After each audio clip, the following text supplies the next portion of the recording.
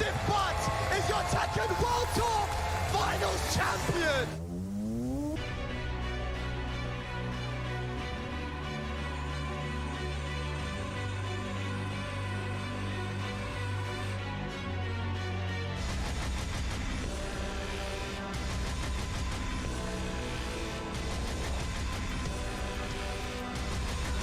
Is it enough? Final chance! There it is! Miguel!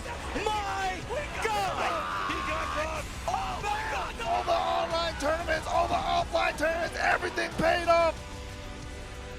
Will this be it? Oh my God!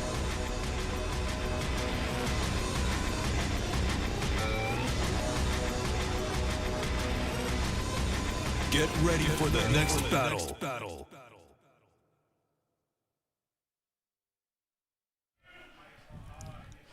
The Tekken World Tour Global Finals. This is the LCQ. The finals kick off a little later. My name is Tasty Steve, and I am joined by, from the house, Majin Obama. How's it going, sir? Bro, I cannot believe I am here with the professionals out here for this elite competition, a conclusion to, you know, for some years, Steve, like for some people, this is a 7-year adventure, right? Yes. This is the culmination of 7 years of experience, grind, and this is your chance to be able to put it all on the table if you did not qualify for this event. You know, but for some people, 9 years, man, yeah, almost a decade of your life put into it. And we're coming at you live from New Orleans, Louisiana. Nola in the building. I can't believe it myself. I'm glad you set that precedent, letting people know that we've been on this trail for quite some time. I like to throw it all the way back to the Wizard World days where we actually got our first taste of having like the beta of a Tekken 7 game, and that really did change the landscape of how Tekken 7 shaped up, and it is definitely for the better. And then just to have the opportunity to come back, because I was a little afraid at first that we wouldn't be able to come back to NOLA to make this count. And like we said, man, for the first time in a long time, and I feel like the first Tekken World Tour Finals on American soil, and people get the great taste of this amazing city. We came and shot that amazing footage. I got to try the beignets, go around town, have fun, lost my phone in the process. It was a great time all around. But I'm just saying, I'm really happy to be here, and I'm happy that you guys are joining us. It is about to be amazing, and I hope you guys are ready for some good-ass Tekken. One more time, Majin Obama, Tasty Steve, and we got a lot of our friends here. We'll be talking about some Tekken 7 with you guys, but this, I feel like, I hate to say it, it is the end of the road for Tekken 7, man. And for those who don't know what tends to happen in the Tekken 7 competitive side of things, once we get that new game, we lean into that new game more than anything, and there's so many things to learn about this brand new game. But obviously, we're more concerned about this Tekken 7. We're more concerned about who's going to be our final champion. And if you've ever watched the TWT finals, you know historically the LCQ is where the fire starts. The key word to me is violence. This is dude, we are about to witness some beautiful chaos. You know what I'm saying? And again, the other point that, you know, we talked about it, like, for a lot of people, this is a 7-year game. Yes. For some people, this is a 9-year adventure. This is your final opportunity to be able to punch your ticket and get on stage with the global elites if you were not able to, you know, get it done through results this year for your Tekken World Tour. And there were a lot of people that, again, there's a quiet desperation in this competition. Every TWT final that just makes it so fun to watch. The LCQ is every time the most violent part of it. It's so fun. Bro. It's literally, they just pour chum in the water with the sharks, and it's like, hey, you guys want to eat? Well, you got to eat each other. And that's the part about the LCQ that makes it so sweaty in the best way possible. Because I'm telling you right now, some of the people that came to this LCQ, I mean, just imagine, we just came from that ICFC offline final. Al was there. Ayo, Richie was there. And just talking to them about, like, their journey. I mean, Al's been here for quite some time. Richie's been here in this new world of Tekken 7 for, 2 years now, and look at what he's done. But now he's going up against some of the greats. You got the opportunity to be in there. I mean, you still got Pinya out there waiting. You still got Shadow waiting. You still have killers out there waiting who is trying to be the last name in the history books of Tekken 7 to say that they are the Tekken World Tour Global Champion. So it really does set the precedent, not just for one player, not just for us, not just for you at home, but one of these players is about to make history, not only coming from the LCQ, but becoming the final Tekken 7 Tekken World Tour Champion. Yeah, and it's cool too, Steve, you know, I know obviously we're all looking forward to the new game and what new adventures Tekken 8 is going to bring to the table, right? But it's also cool. I just want to tell all the Tekken players out there, man, regardless of how you feel about the game now versus how you did back then or whatever, it's cool to just take a moment and say, and appreciate what you got right here. Ooh, You know, that's bars. This is the end of the road like this. It's okay to just say, hey, man, Tekken 7, not a bad run. Yeah, you know, you hear me? it was what it was. Let's appreciate what we had is the Yeah. big thing, too, because man, this game had lightning in a bottle that you cannot reproduce or capture like that. You know, the storylines for this game, I'm telling you, man, there are scenes out there and there are games out there that want to create what this just naturally look. had. You can't create this, you know? When I tell people that, like, and I'll go and talk to everybody about this. The fact is that I don't know when we get another opportunity to see a game develop, change, and kind of like foster these new players like Tekken 7 did. There are so many routes that this game has taken to kind of introduce, bring us new players from every region around the world, and it has done so much to do so to the point where we've seen a lot of new players that I have never heard of. A lot of territories got on the spotlight because of Tekken 7. There's so many places that I've been around the world now where I've got like introduced to these communities and some of these more unique players that have really stood out over Tekken 7 time. And to say that they've made such an impact so late in the Tekken 7 game against some of the greats, against the Chanels, the Knees, and the Kudans that we got to throw it back, that's all in the Tekken 7 lifeline where we've seen all those amazing things happen. So if you know anything about what happens in Tekken 7, you know that there's been a history of players that have come back as well as new players. I mean, you got to talk about Arslan. You got to talk about Atif. There are so many players there that have made their historic rise during Tekken 7. But I digress. We do have tournaments for you guys, but we also have a cool video for you guys out there, and we're going to go to it right now.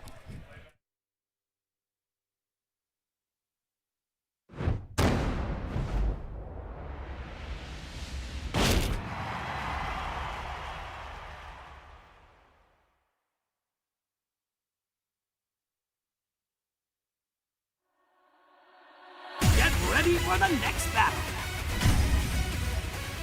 Tekken 8 New Challenger 軽装運転で頑張ります。 Alisa Voskanovic アリサです。死んでください。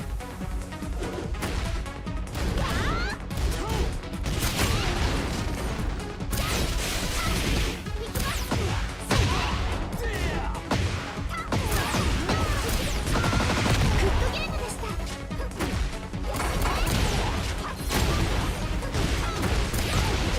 アリサです。よろしくお願いします。すいません。返してけね。ありがとうございます。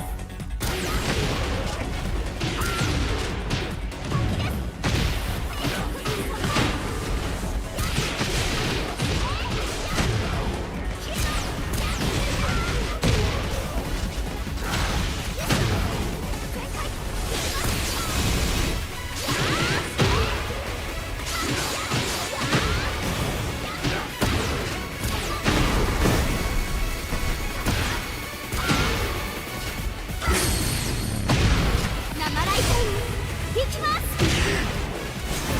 これでラストです。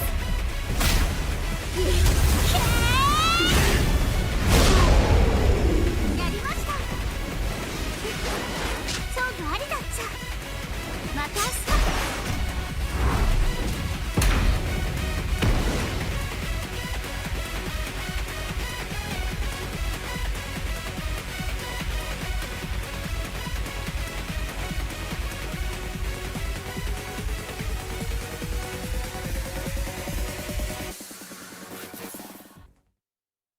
Alisa Voskanovic. We actually get the character trailer for it. That rage art with the closeout with the soccer goal to close it. Yo, I'm a fan. And I like the new chainsaws. They look so cool. Yeah, the bicycle kick, your own head as a finisher is pretty cool. But also, you know, like, man, you talk about Tekken, right? How martial arts focused it is. There's some guys, you know, they don't like the anime stuff, which is why I'm glad they got a fighting robot girl in there with chainsaws who flies. I'm always happy to see Alisa back on the roster like that. She looks cool. The redesign looks really. I think it looks tight. I think I like it better than her old one. I'm such a fan because I feel like she feels like all the characters in like Tekken 8 felt like they definitely have matured just a little bit. Whether it's just like small win quote stuff, but I like what they've done with Alisa. Her chainsaws look cooler. She's got new attacks on top of it. Just all around, I'm just happy that she's back on the roster. I know they made a lot of people out there happy, especially with the changes that they made to the game. Can't wait to get my hands on itself. The demo is out. January 26th is when Tekken 8 will be available. Please make sure you grab it as soon as you can because once again, it is going to be the new wave, but not until the 26th. As of right now, though, we got to get to this LCQ. We got games on the line, but also you have to remember, man, there's been a long, treacherous journey to get to this point. There's a lot of players out there that traveled around the world. I've seen Kakoma in so many different places. It's crazy. So let's go back and take a look at some of these master event matches that happened. Of course, you have Evo Japan, our winner and champion, Arslan Ash. That's not news. Also, Leon France, we had the mix-up, Joker being the champion, Sergey Master for Punishment 2, and also Combo Breaker. You can't forget about that. Arslan Ash taking another one. Bam, that happened in Melbourne, Australia. That is the champion knee. John Daring coming out as the champion for CEO, and then, of course, Cherry Berry Mango for Fighter Showdown in India, and then, of course, the Masters Plus event, which was amazing, by the way. That's another Arslan Ash dub. My man don't do nothing but win out here. John Daring taking versus fighting, and then, of course, Rev Major saw our champion Ulsan rise, and then, of course, Tiger Uppercut. Who won it? They don't have the name on here. Man, you know what Teeth came out of nowhere and won that shit. Teeth came out of the woods. It was like, you know what? I want you guys to know I am the champion here. And that highlights two, I think, stories going into this event this weekend, too. Arslan Ash, winner of Evo Japan, winner of Evo. He's done that before. Yep. Can he finally get the Triple Crown and win the Tekken World Tour final for the same year? 3 major championships like that for this game. It eluded him last time. Yeah. Can he punch the ticket in Tekken history as a Triple Crown winner? Atif, right? Mostly, to be honest with you, from most of the events on the calendar this year, in spite of being the champion for Tekken World Tour Finals last year, he had a lot of visa struggles with this year traveling. Yes. He did not get a lot of opportunities to play on the road like that, but he came out of the ones he showed up to. Huge dubs, gets himself into this event, barely makes it here, by the way. But let's talk about the Challenger events that happened this year. Game Battle in Paradise out there in Ivory Coast, won by Daniel Mato. Kakoma, we're able to take it in Dubai AE for Slash and Dash. Head Stomper out there for HK Jr., big dub. Ulsan able to take, what is that, FE Major out there in Malaysia. And in Brussels, you had Brussels Challenge, won by Rafe. New Jersey, Summer Jam, Shadow 20Z. You're going to see him in this event today. Daniel Mato, of course, able to take OTB5 out there in Italy. Cherry Berry Mango, the winner of Cape Town Showdown. And Clash of the Olympians, won by none other than Joey Fury. Arslan Ash, of course, able to take Uprising in South Korea. Huge victory, by the way. San Juan, Puerto Rico, first attack, won by Vamos Tibet, Tibetano. Tibetano. No, I'm going to tell you right now, I love that we've actually kind of switched. Once we switched over to that Master with the Challenger events as well, this is one of the reasons we were able to see so many different players because obviously they had to go out, they had to get these points, and it was really pivotal for them to even get to this point, especially if they wanted to have a chance to show up at this finale. Obviously, the LCQ is about to go down, but you're trying to cash your ticket long before that. You want to be sitting comfortably to show up and go straight to the group play and not have to worry about the fight that happens at this LCQ. But those events actually line up quite well to us, especially showing and kind of guiding us through some of the people we're going to be seeing mostly. And I'm glad you brought up the whole Arslan Ash thing, right? Tekken 7, obviously, his intro to this world, right? But the only thing that's evaded him is a Tekken World Tour Championship.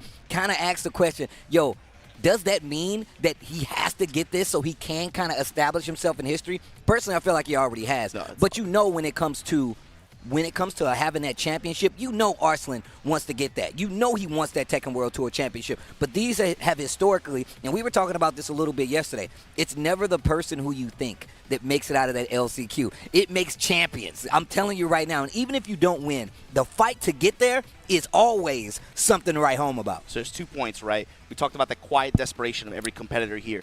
For some of the players who were on the road at all these events, and we got to talk about this, right, before we even get to that. Tekken World Tour, the coolest thing about this tour compared to all of its contemporaries, the best part about it, and you just saw the Masters and the Challenger events, is that it feels like a world tour. Yes. All these continents, Yes. all these people traveling to all these countries. There's competitors from all over the world. We got players from at least 4 or 5 different continents in New Orleans, Louisiana to play Tekken this weekend. Yeah, in New Orleans, Louisiana. But imagine to play Tekken. You're out there on the road at these events, you're competing, you get 20th place on the leaderboard, 21st place, not quite good enough to qualify. This event is your last chance to be able to get in there. And we're getting started out with some North American legend, big Waygamble. Waygamble with coming out with the full-blown cowboy hat and the chewing on deck as well. Our first match of the LCQ. We're gonna get into it, man. I hope y'all ready for some good-ass Tekken. This is match 1, day 1 of the Tekken 7 Global Final. Hold on now, the Fahkumram. The other hero going up against Waygamble here. And this is going to be Group A3. So also in this pool, Cuddlecore, Shardell, Hot Boy Rob, local legend. Yo, shout outs to Hot Boy Rob. That's one of my guys. Local legend. Ty, Sandy also in this group. Oh, this is going to be good. Match number 1. Man, I'm going to tell you right now, I feel like it's been years since I seen Fahkumram on the screen. But here we go. Waygamble keeping true with the Leo. Right away, some step mid kicks. Waygamble's running into some chip damage here. CD1 able to score some lows here. Gamble keeping it solid right now. Yeah, and it's the thing with Leo too is she wants this mid-range space control. Fahkumram has those long limbs to be able to contest in that same range though. No, that's absolutely true. Down to the lockdown. King K pressure at the wall, feinting. Oh man. Jab strings it, then the sweep. Waygamble, yeah, he'll pull that out on you. Yeah, Hero stuck at the wall right there, and it's not looking too good already. Gamble definitely has some experience in fighting Fahkumram, I can tell you that right now, but wait a minute. Hero getting started now. We're going to talk a lot about this weekend too, right? Like, we talked about it with Bloodhog last night at the local gathering. Tekken's interesting because of, it's not sometimes not about characters, it's about player approaches, right? Yes. Waygamble is really good about being insistent on a few options, leaving one off the table until you show that you're ready to play that game. Yeah, he's very much playing. You're definitely right. He's taking advantage of a few things, like you said, the hell sweep on the wall you already saw, and just the pressure that he's keeping up with Leo. Big launcher right now. Jet kick not going to work out. Tap dances under the high kick, finds a huge launch. Wall pressure. Other hero able to walk off. Oh, parry. Wait a minute. Big pickup. Gonna get the wall. Not a lot of damage, but the resplat on it. The triple resplat on top of it. Damage still break on the 1+2, though. These lows starting to add up. And, oh, yo, off the wall. Oh, my God. I've never seen that approach to deal with that. I'm going to tell you right now. That was my first time. Oh, my God. Nice Sweep and finally a block. And you saw Waygamble also had a really, really clutch flash stuck in there. You got to be careful against Leo players. She has a very high value while standing for 1+2 follow-up. Kind of surprised he didn't pull the trigger on it, but he was able to get the wall attack off. Then found the kick parry. Oh, wow. Able to side switch there. Finds a low touch. Waygamble, huge health advantage here. CD1 block. Yeah. Return fire. Actually got up under that attack right there. Didn't make anything big happen from it. Hero. Chop him up. Down 1.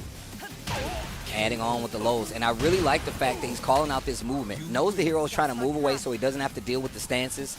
I like the approach. Gamble. Comfortable game number 1 right there. You can see Hero actually getting the win. Oh, wait a minute, though. Getting a little help. And already, first game of the day, my man's got somebody helping him out up on the stage. Designated coaches. That's a game changer. But to touch on what you said even before the set started, though, Steve, the funny thing about the LCQ is, we're always looking at the leaderboard like this player coming into it, they the hungriest and they the one that had the best performance. We expect them to be able to punch that ticket.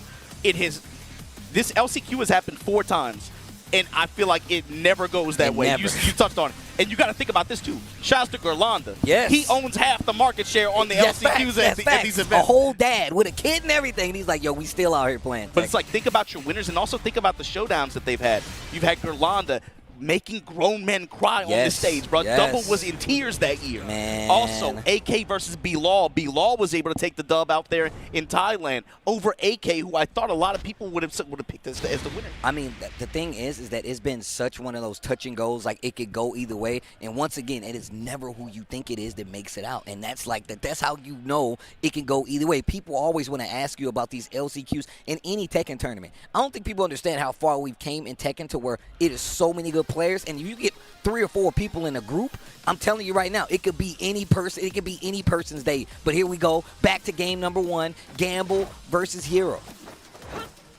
The pressure piles on, too, especially as you get deeper and deeper into this bracket. Here we go, Waygamble. Wait a minute. Open up the other hero. Starts with a sweep.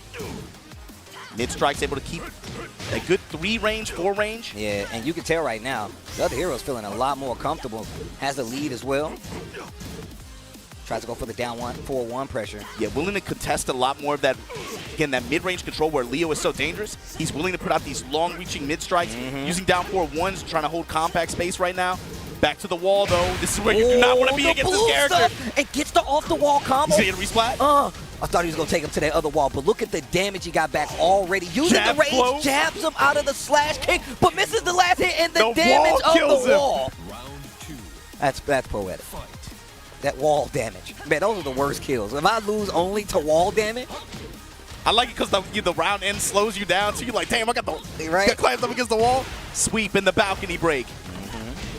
oh, Ballerina kicks all the way to the wall again. And again, Hero, you got to find some defense here, man. Down 2, locked and loaded, stomp out of Kingreyjr.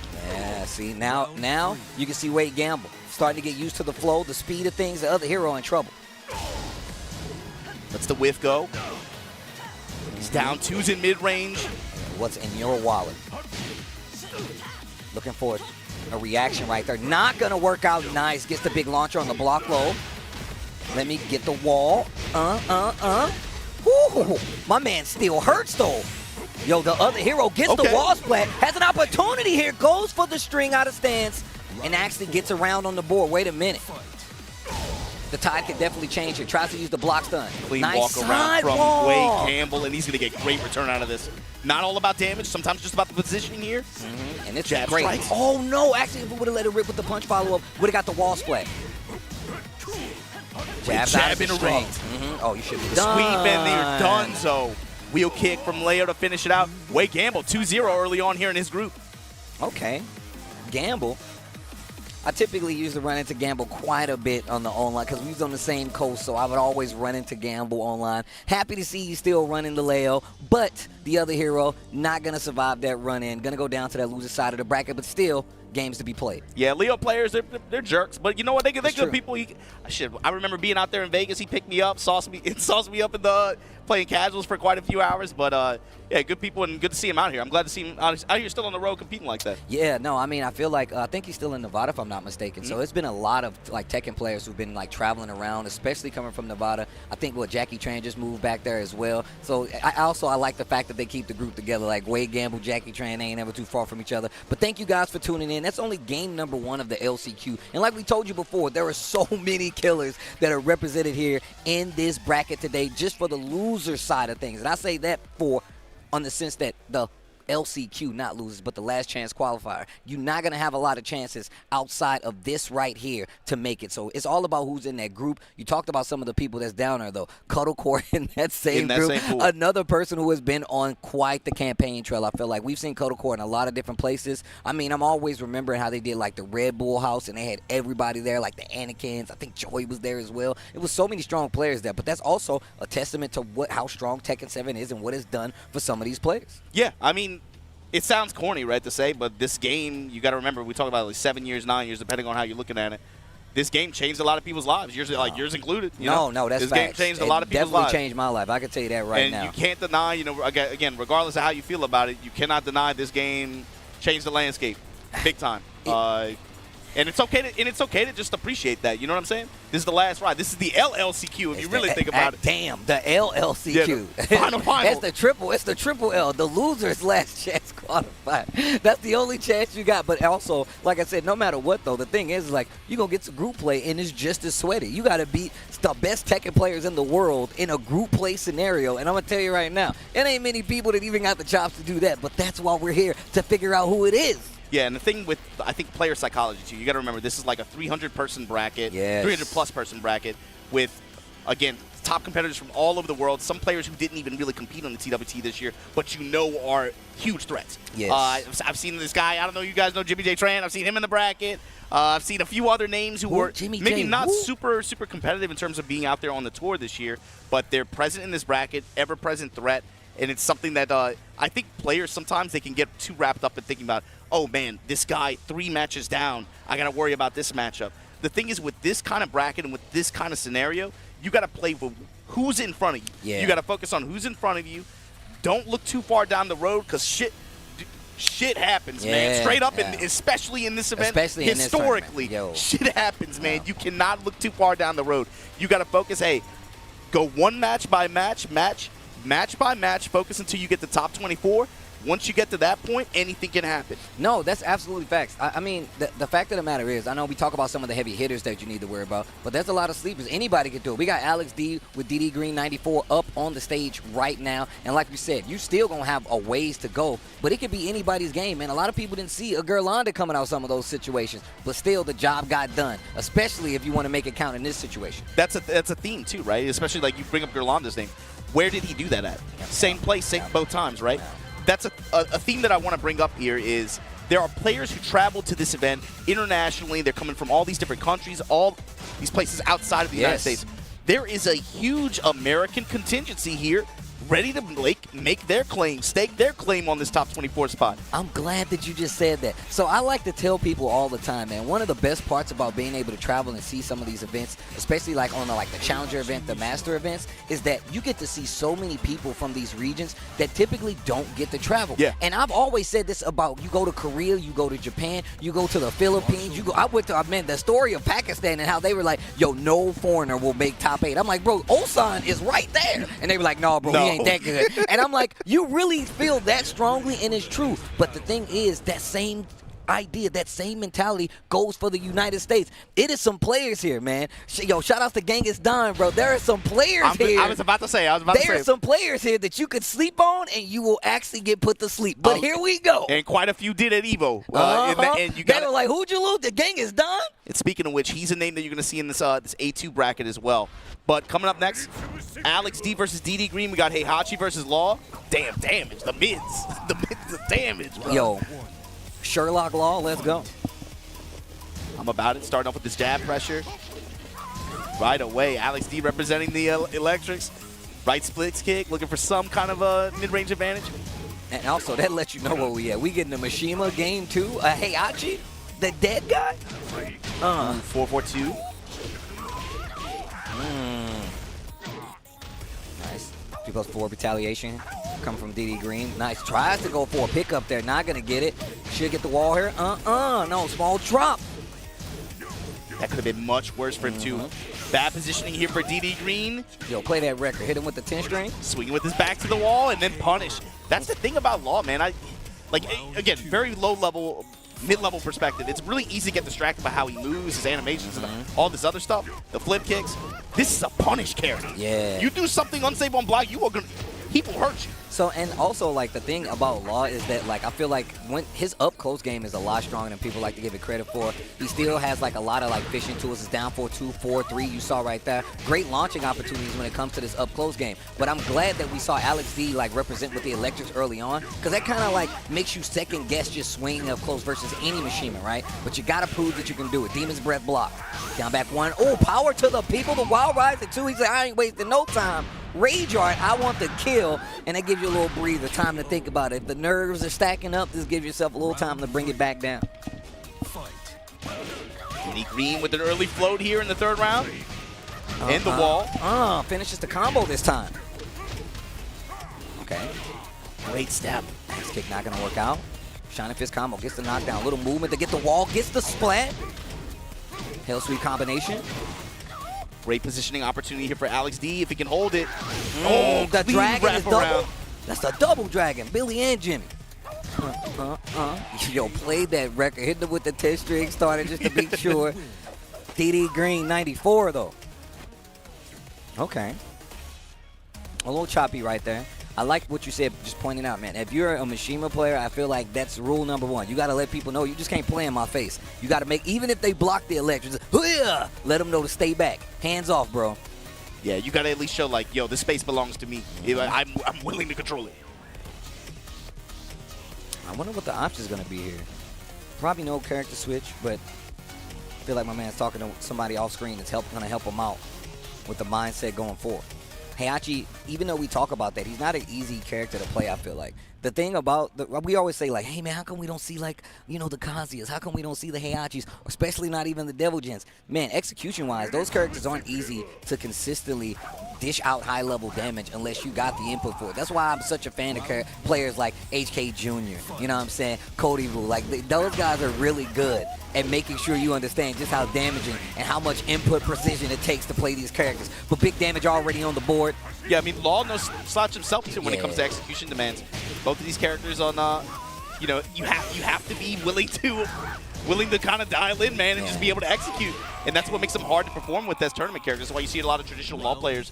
Some have switched to other characters that don't necessarily have that, right? Because it's more reliable. Nah, that's facts. Gets the backhand. Legend kick getting a lot closer to that wall. Ooh, the double kick. His retaliation to this has been so consistent. Double electric. This was exactly what I'm talking about. I guarantee you're thinking about swinging at all times now. You get hit by an electric and you're like, yo, I need to get out of there. That's probably why I got hit right there. Uh-oh. He got counter hit out the back fist string there. But again, Alex D back to the wall here. Oh. Ooh, I thought the parry actually worked the blue stuff already, but he missed the hell sweep. Goes back to it. Breaks on the 1+2. Down He forward. playing Tekken 8, he trying to counter throw. Right. Oh, the fakey, yo! The Tony Hawk, Yo. the fake flip. Hey, boom. That was nasty, all right. Boom. Oh, trying to go for the throw. DD Green getting a little cute with it. You got to go deeper into the hole. If the gimmicks are working, that means you got to go a little deeper to make sure. Excellent slide placement, too. Able to side switch there. And again, another throw, even though the break, still side switching. Back to center stage here. Oh. Trade almost in favor of Alex D, unable to convert. Definitely almost got the float right there. That was a lucky draw. That was definitely a lucky draw. Finishes the string. I'm not sure about that one. But now you're going to the wall. You should be dead if he finishes his combo. And the cannon. Oh, no. A sliver. Harada, you did this. Ah, the fake out. DD Green 2-0 over Alex D. Alex D going to have a chance over on loser's side. Yeah, still early on. Still early on. DD Green with the Law. But yeah, and that's another thing I feel like we're going to get here as well, man. We go to all these different regions. We see all these different players represent. And obviously we have our favorites out there. But one of the things I like about the LCQ is like this is actually the true melting pot of like characters. It's definitely one of the hardest tournaments out there when it comes to like looking at the entire roster of Tekken 7. I mean, think about it. Our first match, we had a Fahkumram. And I literally have not seen a Fahkumram on a tournament screen in months. At least 5. At least 5 months. But that doesn't change the fact that you're still going to have to deal with them. You got to deal with the whole roster. I mean, if we talk about characters that typically don't get that kind of like notification, I go back to Rangchu, bro. Like people wasn't expecting Panda. I remember when they unveiled Panda. I remember Eris's reaction to this day. Panda, and Panda's who's won a TWT. So you get a whole spread of these characters that could potentially show up, not upset, surprise, but you got to be prepared to deal with all of them, not just the main characters, not just the Fahkumrams, not just the Leroys, you know what I'm saying, when they were too strong at times, but all these characters across the board in equal fashion. I like that you brought that up because especially when you look at our leaderboard, majority of the Tekken World Tour finalists that qualified, a lot of them are running, you know, characters that we kind of, the most highly valued characters. There are not a lot of character specialists on there. There are some, but not a lot. I don't know if they're playing or not, but I think, or maybe this is a button check. Razio and Jiraiya, this might be a button check or something. We'll see. But the other thing, too, is the specialists. A lot of the character specialists that you're talking about, where we're going to see the entire character select screen thrown at us. A lot of those guys are present in this LCQ, and traditionally, some of those guys have really good success. Razio, another one, man. Another one of these players that comes from the States has traveled all over. And I don't think he gets to travel internationally as much. But he is definitely one of those players, plays with Shadow as well as Junior. So he definitely has like the expertise and a long-time lead player on top of it. Finding slow touches, crouch jab, and then able to get the hopping knee. Yeah, that full launch right there. All right, Razio. But yeah, Razio is one of those players that has definitely always been out there as well. I feel like you don't get to run into him as much, like I said, because he doesn't hit as much international play. But he's definitely a name that's been kind of prominent. Testing with the 4-4 there, and again. Once again, overextend, full launch. The back two combos, you ain't got to juice it on him like that. 4-2-1, the check-in. Slidey, look at the input. Okay, down 3. Goes for the power crush. That's nice by Jiraiya right there, just to consistently go to the lows and the down 4-2 after the sidestep. Okay, wait a minute. The Violet. Really confident play so far from Raziel. Slide in low. Oh, wow. Caught you ducking. How do we end the combo? Nice. Back tech actually gets him out of there. Oh, wow. I like that. Block stun, go straight into the slide. Quick slide again, sweep. Yeah, no block on that. The hitman Into the sweep. lift kick. And then the low to close it out. Raziel up 1 game. Yeah. Poking with the down 3, man. I feel like Lee's another character, or Violet in this instance, where we don't get to see him play at like these craziest levels as much anymore. You know what I'm saying? Yeah, we've had a few maybe that, but I want to say what, we had one in top 8 at Uprising in Korea, right? But that's like not common. You know what I mean? Like far and few in between. Really? Speaking of which, Kazumi as well, not really on Tekken 1 Tour 2023 calendar, has not been super present. It's only Ulsan, bro. I always tell people that, like, I remember when Ulsan came back and I was asking him about it, and he was telling me, he was like, no, man, I still think Kazumi is strong. They did nerf her damage on a couple of these instances, but I still think she's viable in the sense where if you can play this compact Tekken game, they have to respect the space. I mean, you kind of see it right there with the jabs. Nice parry. Raziel, hold up. Almost got the float right there. Hard to react to. Down 3, counter hit. Could have got the pickup, but goes for the damage instead. Knows he's getting close to the end. Infinity kicks the Tekken 2. Yo. He's still going. Yo, he's still going. He's just kicking off into. Yo, peep that wing counter on the right side, by the way. Yo, look, you don't do that. You don't leave that up there. I feel like we playing online right now. You leave the wing counter up there for the extra intimidation. Big counter hit return there. Instant 45%. Raziel willing to hold the block there. I like the hitman cancel right there. Back, yo, the Oh Jeff my Freeman, God. hold on. Yo, Raziel. I don't blame you, though. I probably would have did the same. Down for 1, looking for a Drop crouch it jab. on him? No, just down 2. Hell sweep. Wait a minute. Running 1. You got to be careful, Raziel.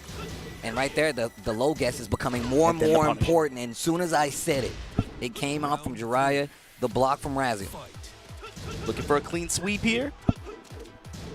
Nice block. Tries to finish the string. Jiraiya says, yo, bro, I'm not that sleep. It's not that early. Nice feint in the slide. Jab pressure in there. The second hit counter hits. Yep, the 4-4, finishing these combos. And I still got a back 2 in there. Takes the Oki. Down back 3 is blocked. Scary move to contest against this character. Even, you know, if you haven't managed to step, trying to just jab check him or anything like that, this character gets huge return off a counter hits like that. Yo, he's been fishing with that since the first game, excuse me. Hold the Yo, grab. the command grab. Oh, blue stuff. Yo, the float The combo. float I didn't even expect that. Hold up. Round 4. Fight. All right, here we go. How does Raziel open? Willing to just backdash, looking for an approach. Laying back a little bit. Yeah, showing some hitman stance just to see how he reacts. Oh, counter hit. hit. 1-2 delay 4. I'm still getting the combo. Yeah. Yo, hitman stance, cancel. Yo, Raziel, I see you. Tries to get the pickup there. Use of the down back 3 as well. Just shave off a little bit of damage here. Down Power 3. crush, ready. Yeah, I'm going to tell you right now, Jiraiya might not have the most complete game plan, but he was like, I'm not letting you get me with this power crush. Oh, no, that should be it. Back to, Yeah. Raziel takes it 2-0 over Jiraiya right there. And like a true tournament player, disconnect your controllers. That's what I like to see. We've been playing this game for 7 years now. Y'all ain't disconnected your controllers. Don't make me pull you aside. Like a teacher on a field trip. Didn't I tell you not to act up while we out here? Show some tact, bro. We got a lot of people visiting New Orleans. Unsync your controllers, please, and thanks. But here we go. Dr. the Jakeman MD Yo! versus Ladon. Yo, shout-outs to Jakeman out here. Still repping the king. Yoshimitsu. Once again, we have not had no repeat characters, and I love to see it. Here we go. Ever since you said that, I've been thinking about it too. You got to remember other players who have had really, really high impact performances in this LCQ event. Shades of 2019, iMusician out of nowhere. Time back with the Asuka, Yep. bro. Yeah. Tekken 7's got some history. Nice break on the rainbow throw. You'll put the sword up. Check him at the door. Great distance on that Swinging, looking for a 4-4-1. launch knee. Yo, Jake, man, look, my man is no spring chicken. He knows how to play some Tekken, and he plays a lot more squirrely with the king than most. Back Jaguar step, just getting in, ducking in front of your face, just to kind of get a speed on what you're going to do. And that's got him in trouble right there. Actually finishes the string. Ladon taking round number one, excuse me. Looking for the throws early on here. Sidestep. Oh no, unblockable setup. Close to the wall. 4-4-1. Caught you ducking. Tries to go for the throw. Nah. Giant. Oh, you're dead tall. Dead tall. Bow. Big man damage. Jake man damage. Almost. And speaking of iMusician, as well as just like the characters, like you don't get to see as many Yoshimitsus out there as well, man. A character specialist, one for sure. Oh wow, my man is hitting with every move on the list. Yo, damn. Heal out too. Okay. Oh, yo, taste the rainbow. Boom. Skittles. Other side. Nice block. Full crouch down 4-2 while standing 4. Yo, Jake man 4-4-1. Look at you go. Big Hold opportunity up. for Jake man Oh, here. that's big man damage. That's Jake man damage. Round 4. DR. Fight. The MD. Yeah, Ladon's shown good response in mid-range like this. He's been able to get a good return out of just some cheap strikes like that. Safe mid kicks. Got a launch here early on. Oh, sitting stance. Yeah, that hop knee. All right, cheeky. you get a little wild. Getting cheeky. Okay. Another screw and a bomb. Drop. Down 3. No. Oh, the snap uppercut. He's getting cheeky, bro. Yo, stab him. Down 4-1 on the follow-up. Hops over What it. a hop. Uh-oh, wait a minute. Cheeky, 4-2-1. The blue stuff. Drop the elbow on him. Bows. Oh, for the people. Drop Bow. bows on him. For the people. Bow. Dr. Jake Man, MD.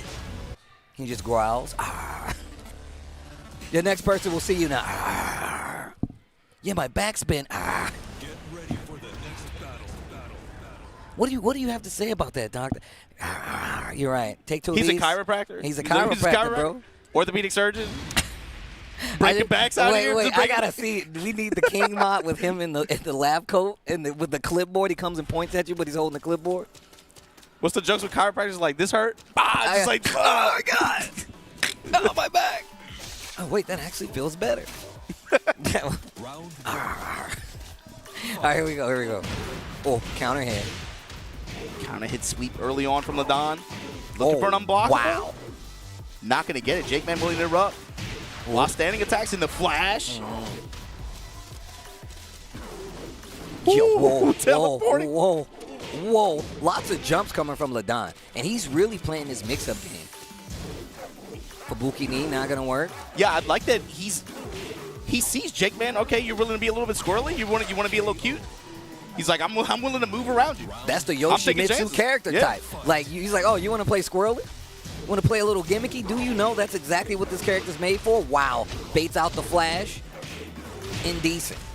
Oh, nice little wable in there as well. Wait a minute. Peep the damage. I like how both of them are jumping now. Looking for the unblockable sweeps. Of course they're looking for the unblockable sweeps. He's still going for it. Yo! The walk around.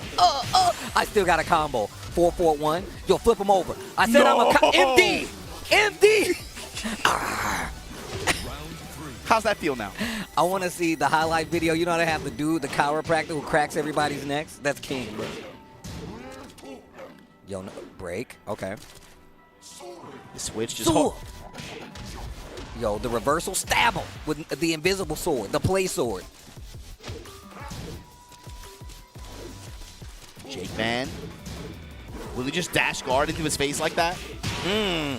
And look at this. Ladon is actually getting into it now. And this is exactly what I was talking about. In this situation, you really have to be careful because you don't want to play the gimmicky, what am I going to do game with Yoshimitsu. He's always got an option. Okay, wait a minute. You got an opportunity now. Takes the Oki. Oh, get up.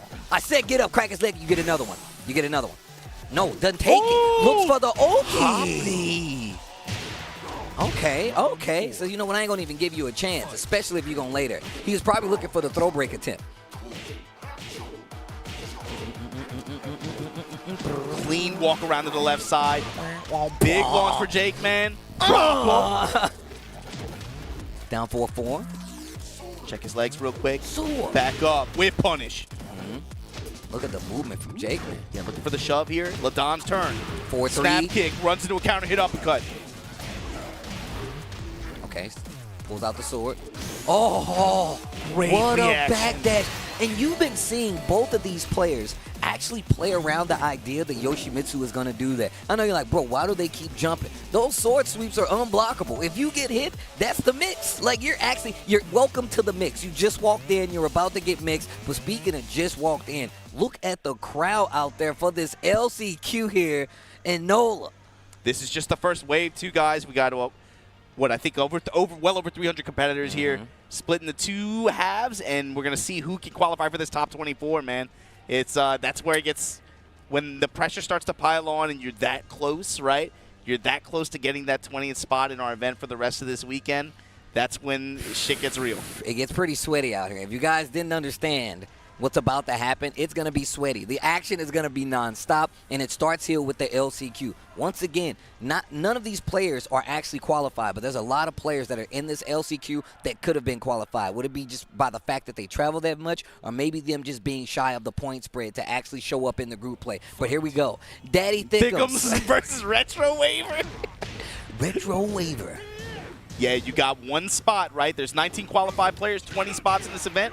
One spot, one shot, but you got to win a hell of a tournament here. Oh, nice power crush. And Daddy Thiccems, pressure at the wall. Yo, the savage stance. The savage stance. Yo, shout-outs to Miguel. Yeah, not the only Miguel player in this event, mind. Definitely not. Sephi Black, obviously had a really good year. Had some inconsistencies that he's a little frustrated with, but he's going to have a chance here at this event. Daddy Thiccems on screen right now, though. Flash punch. Not taking punish like the full launch, but still. Wouldn't just take some damage, take some frame advantage, and just go in a stance. Backdash. Maybe some players a little bit nervous still. Now, I was about to say, I think it's more just the fact, the nerves and then just seeing how they react on top of it. So you let it build a little bit. Up 4-1, goes into Savage Stance transition. More Savage Stance pressure. Caught you peeking with the up 4-4. Yeah, that's another kind of player that's also present at this excuse event, right? We talk about the players who, lots of character specialists that don't get to travel as much. Some players who were on the road a lot, just narrowly missed qualification. Yeah. But there's some players in this event who this is their first tournament. Yeah. Some players this is their first tournament. Some players is not their first tournament, maybe their first tournament of this caliber. Yo, the Demon Split Breath. kick. Yo, the Getty stop. Nice block. Big damage come in here, but he misses the follow-up death. No. Yo, Retrowaver giving Daddy Thiccems some chances. Like, you know what? I take it back. And then off the frame advantage, a good mix there from Retrowaver. Down 4-1 in the low strike to be able to close out the round. Daddy Thiccems, though, willing to just dash in his face, take all the stage away from him for free. I like that. Delay the Savage Stance string. Actually gets a full combo on it. I love the awareness of Retrowaver. They're like, you know what? Like, I like those little traps. Like, people typically move here. I'll let this rock get the full combo. Wavle into the headbutt carnival. Hold on. Oh, my God. Down back While 2. standing Let launch. me get the wall. Oh, you might be dead. You should be, yeah. Okay. All right.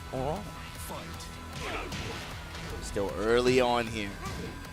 First flash punch knockdown. 4-4-2, let me get some lift on you. Yo, Retrowaver getting a lot more comfortable. Yo, back 1 from Miguel. Oh, maybe one at the down 4-2 right there. Savage stands down 4-2 with the launch. Back to the wall here. Just looking for some kind of walk around or maybe to swing out. But Daddy Thiccems is just laying on that Savage pressure. Crouch tap to offset. Great block from Daddy Thiccems. The wall, 4-4-2, he actually canceled. He's aware that that second hit would not have hit because of the wall splat. I like that choice. Thiccems with the Miguel.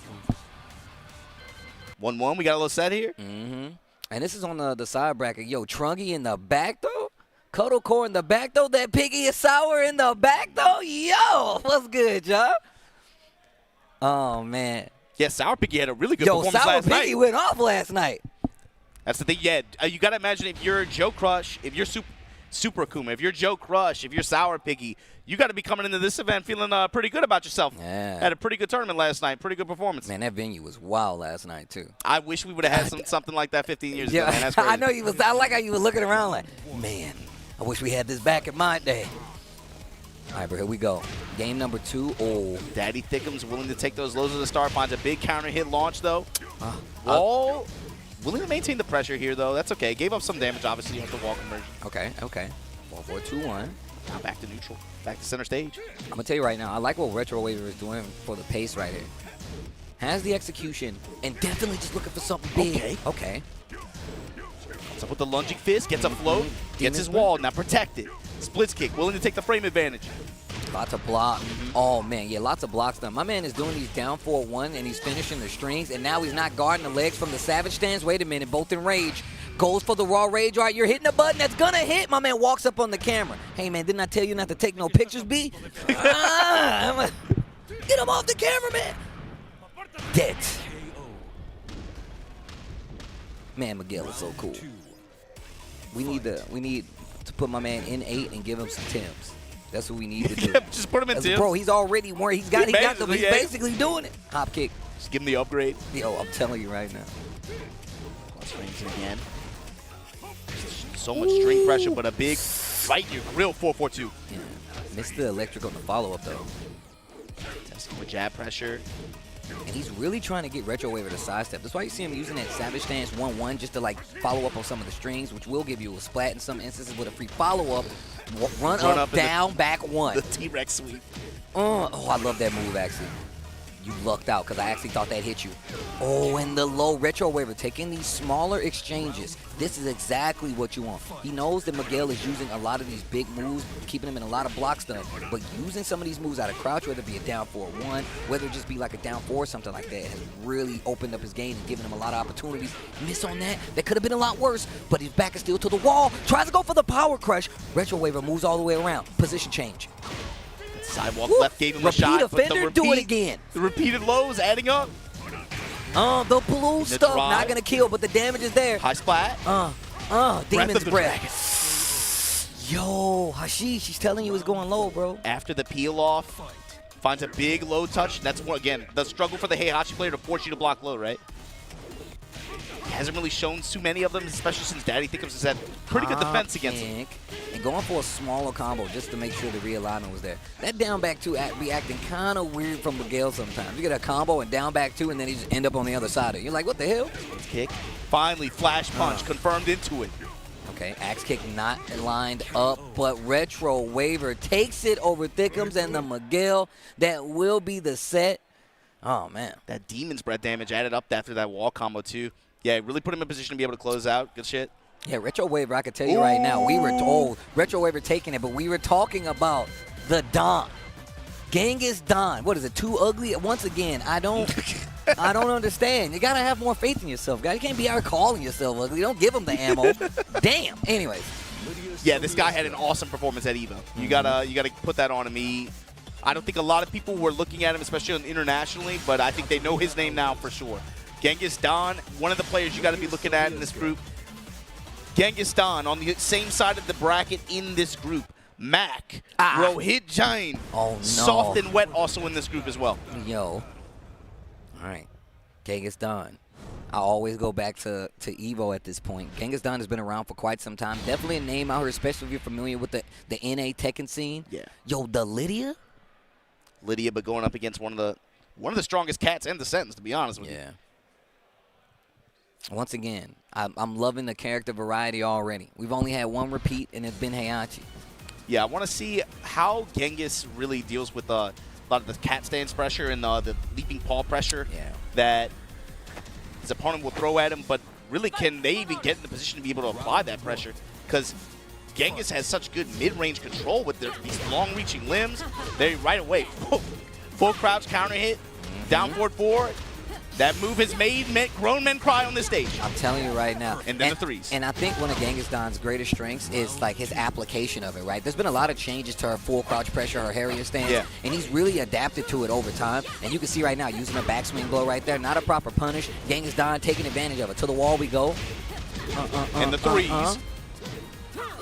Oh, wow. Went for backswing blow. Ellie Bear with the interrupt. Ellie Bear. Let me get this wall. You're dead. Oh. Shake my hand. You note that play there, too. That back 4, the huge threat of a huge counter hit launcher there. He goes with the headbutt follow-up, waits a moment, lets it rip, huge counter hit 4, and just, like, win the game. That sometimes, with Cat, all you need is a couple counter hits, and really you put your opponent in a bad position. Speaking of. Down back 3 sweep. And yeah, it's for Ellie Bear, it's about... He's never got an opportunity to be able to apply pressure on his terms. It was really just about them swinging out of desperation. And Genghis sensed that early on. I'm willing to back up. I'm willing, all right, yeah, do your thing. Fine. You're right back in the position. Hold this down 4-1 or hold this low. And on top of that, the thing is that, like, you saw that big swing from Bear, like, early in the middle of the string. I feel like you have to do that a little bit in this matchup. Otherwise, you get caught swinging by a lot of stuff. Yeah. Her low crushes will definitely get you. She will kind of slide under a couple of those things, as well as just the fact that you're not going to be able to start any offense unless you get past her down 4-1, her standing 4. Like, that's really hard. Also, that was a good duck right there. Good duck right there, but you got to be. I literally about to say it's actually a setup, and Genghis knows this. He saw what happened in the first game where you actually tried to swing in between there, which is also adding up. And you saw what happened the second time, or the third time rather. He went for that jab string too. He already varied it with the 1-1-1 follow up to catch the duck.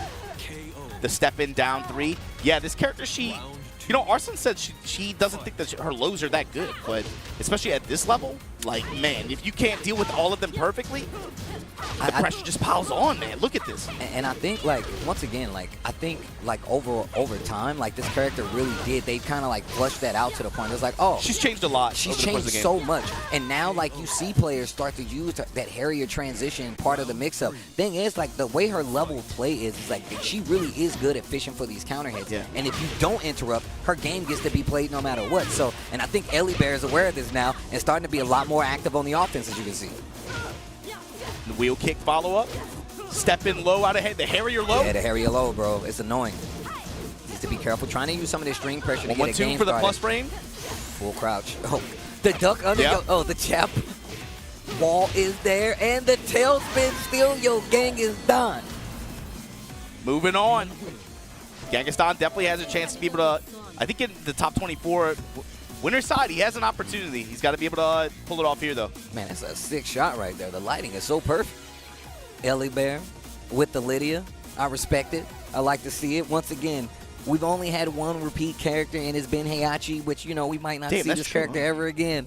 So let him rock. Let him rock. This is my going away tournament for, like, a lot of things, right? Like, obviously, we're going on to Tekken 80. We ain't got Armor King in there. So I've been playing Mad Tekken 7 Armor King. That's literally all I've been running because my man might not make it back. So it's a goodbye tournament, man. We got to say bye to Heihachi. I'm sure Kazuya doesn't care. But we as the players care. I'm sure JDCR cares. Yeah, whether it's characters or, like I said, just, just different aspects of the community of the game like that. It's okay. You could say goodbye, but it could also just be like, yo, thank you. You know, that's facts. That's facts. To me, that's the bigger thing, too, bro, especially because I've been there. I know what it's like to play a game and, you know, it be on the way out. There's a new one coming in, and maybe, you know, there's an uncertainty there.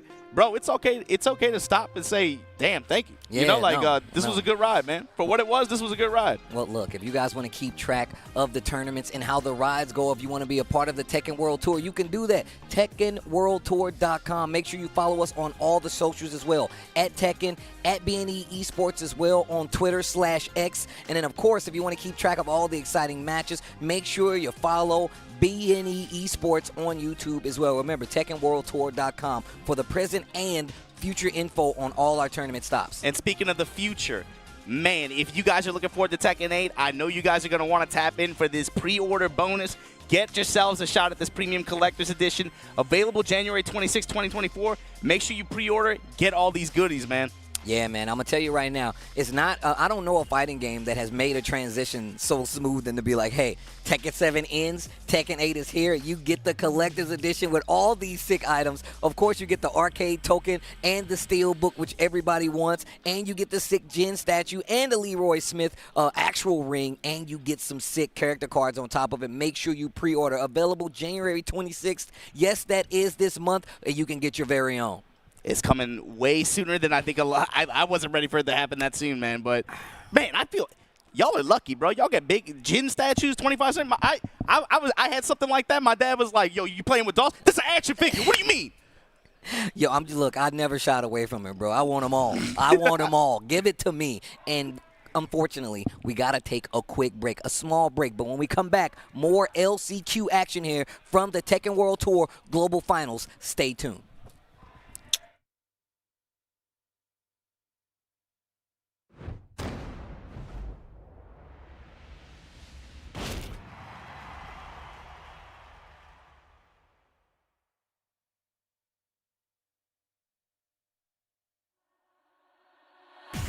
Ready for the next battle. Tekken 8. New challenger.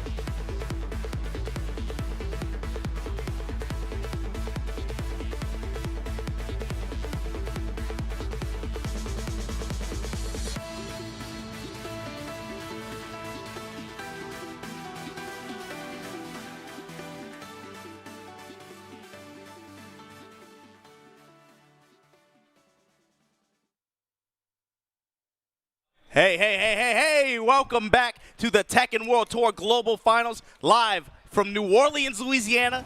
And guess what, Dad?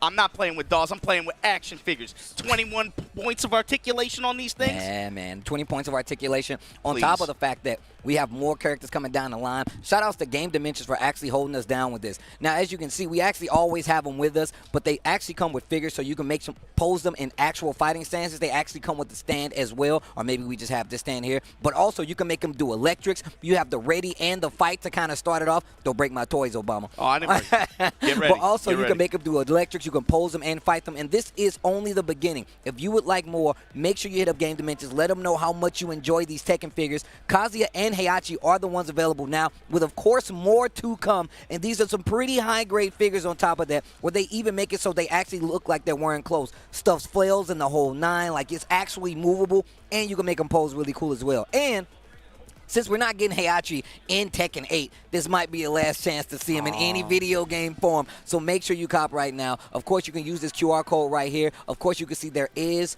free shipping on top of that. And, of course, if you scan, it will give you more info there. Bandai Namco.ent.com if you guys want to go check these out. So shout outs to Game Dimensions, and let them know what characters you want coming down the pipeline. We've seen the King. We see the Jin as well. But make sure you let those guys know some of your favorite characters that you would like to see coming straight from Game Dimensions and these sick figures. Thanks, guys. And I think coming up next, our next match for the LCQ is going to be Sherdell. All the way, man, across an ocean. Oh, no, never wait, mind. never I mind. got Cuddle Core versus SVL. SVL, man. I just ran into SVL last night at the local tournament, man. It was actually really cool, man. But, of course, one of the strongest players in the United States, Cuddle Core, up on the stage. Also been making quite the tour herself, where she's been moving quite around and just doing a lot of stuff content-wise to kind of promote the Cuddle Core brand. And the Tekken is still there, still made an amazing run. Definitely one of the people that can make it out of this LCQ, and definitely a threat to anybody else hoping to make it out of this LCQ. Yeah, Cuddle Core's trajectory this Tekken World Tour is pretty interesting, actually. She was not really super aggressive about getting out on the tour and trying to farm points early on, but, man, the second half, she had some awesome results, had a pretty big point climb. It was just like a little bit, too little, like just a little too late. If she'd have started earlier, that's all it is. I feel like she would have been. I mean, a shoe in the qualify. I think if you look at it, like when it comes to like the point of contention, you can see where literally like there was a lot of strong U.S. players that was in that spot. Anakin, Shadow was right there battling for quite some time. Cuddle Core still in that conversation, and definitely somebody that could have made it. But here we go right now.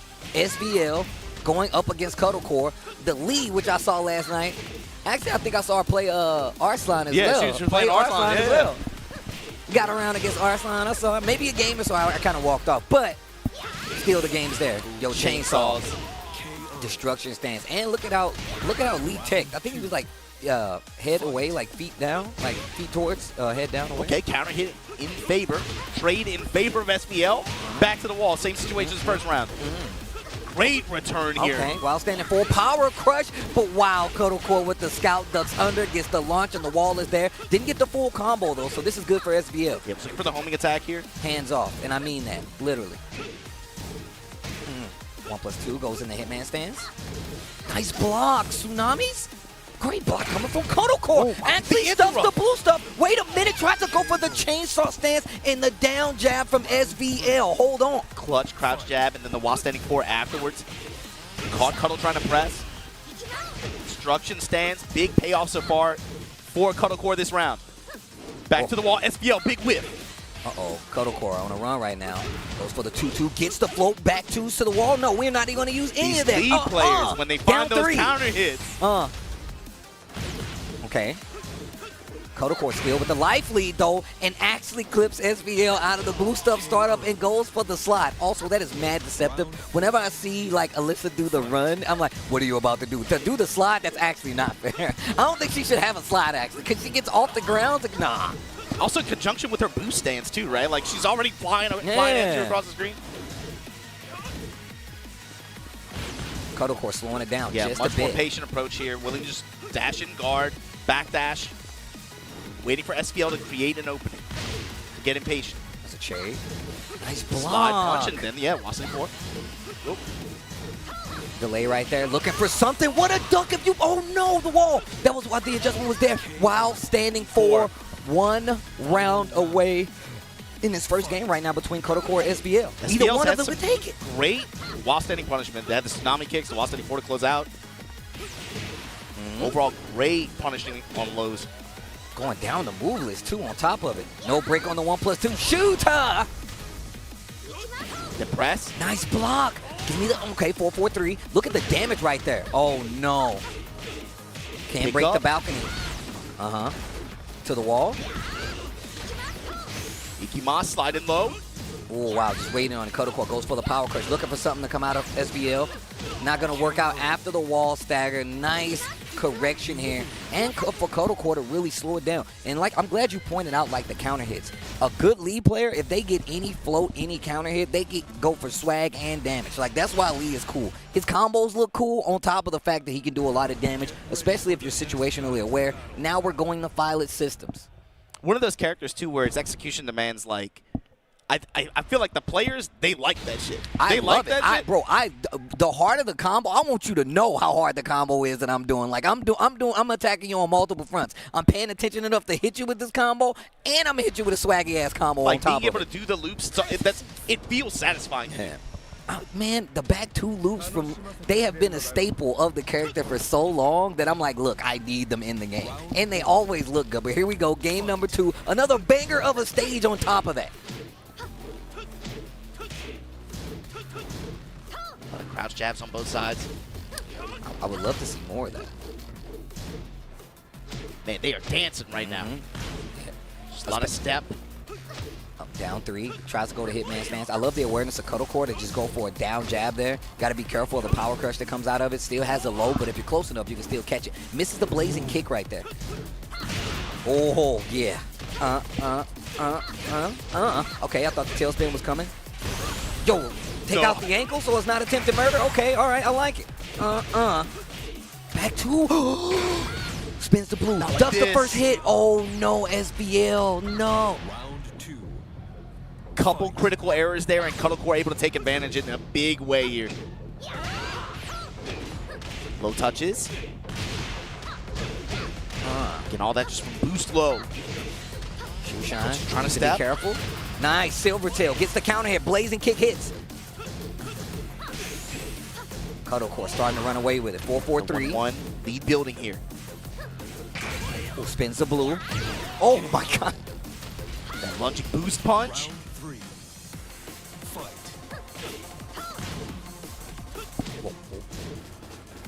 I like this patience for SVL. Trying to find a little bit more to start off with the lead, but Kotocore is tightening up the defense. Tighten up the defense and the movement too. She knows that operating in that range, especially with presses, poses a big threat to her just because of the counter hit threats that SBL has. So you see her waiting a lot, kind of just stepping and waiting and seeing, looking for a big whiff opportunity to be able to try to carry it to the wall.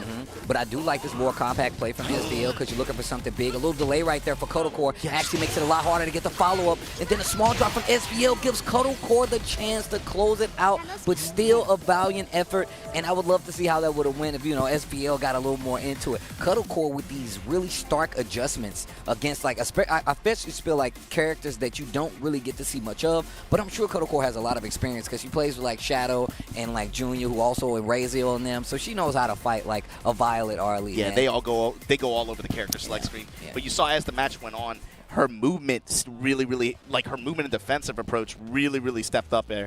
That was a pretty big departure, I think, from the first game. Yeah. You saw her waiting a lot more, willing to just wait, observe a whiff.